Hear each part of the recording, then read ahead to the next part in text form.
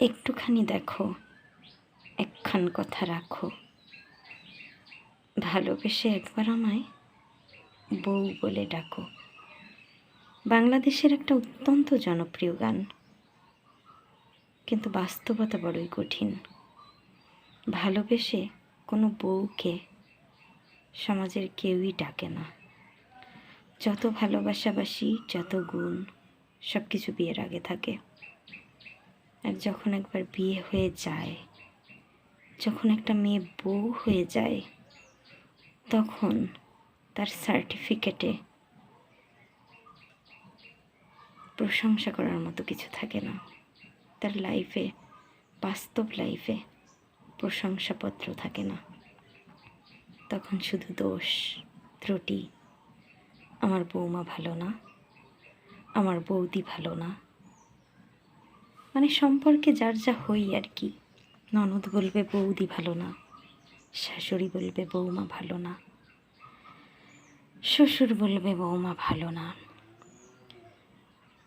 ছেলে বলবে মা ভালো না, মেয়ে বলবে মা ভালো না, আর যার দিকে তাকিয়ে সংসারে থাকা স্বামী, তার কাছে তো বউ ভালোই না।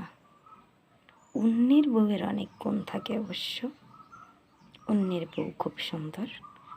এই দেখো না, পাশের বাড়ির বৌদি কি সুন্দর করে কথা বলে। শাশুড়িও বলে, ওই যে ওই পাড়ায় অমুকের একটা বৌমা আছে না, গেলে যে কি সুন্দর করে কথা বলে, কি সুন্দর বসতে দেয়, না খেয়ে তো আসতেই দেয় না। এমন বলে মনে হয় যেন বাড়িতে তাকে না খাইয়ে রাখি। আসলে বাস্তবটা এমন, সবসময় অন্যেরটাই ভালো মনে হয়, কারণ যা সবসময় কাছে থাকে তাকে ভালো দেখা যায় না, ভালো লাগেও না।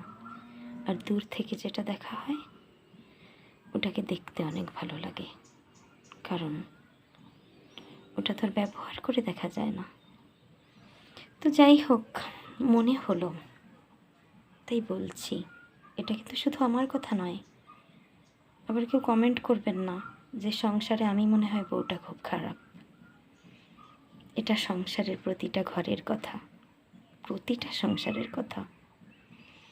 কারণ যখন মেয়ে দেখতে আসে, মেয়ে দেখে বাড়িতে যে বলে, এমন মেয়ে যা দেখেছি না, বউ করে বাড়িতে নিয়ে আসবো, সংসারটাকে আলো আলো করে দেবে। সেই মেয়ে যখন বউ হয়ে আসবে, কিছুদিন কাটার পর বলবে যে এই বউয়ের কারণেই আমার সোনার সংসারটায় আগুন জ্বলে গেল, আলো আর হলো না, আধার আর আধার। মানুষের মানসিকতার কি পরিবর্তন, তাই না?